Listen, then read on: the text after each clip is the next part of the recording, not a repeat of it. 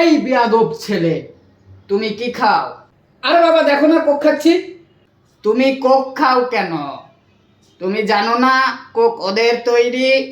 আমার মতো স্মার্ট ছেলেরা কোকই খায়, আর যারা খ্যাত ওরা খায় মজো।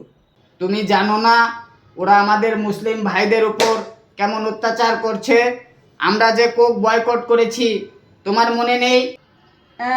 তোমার মতো এক দুইজনের বয়কটে এই কোক কোম্পানির কিছু যায় আসে না।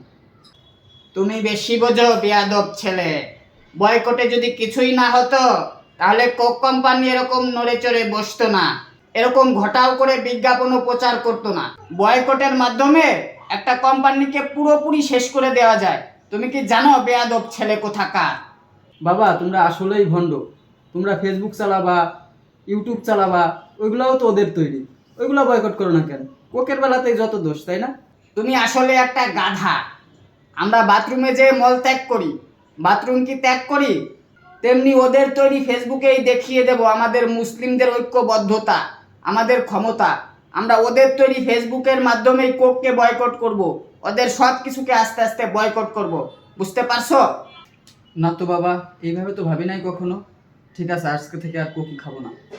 তাহলে চলো আমরা শপথ করি, আর খাবো না কোক। যে খায় কোক সে একটা বড় মাদার।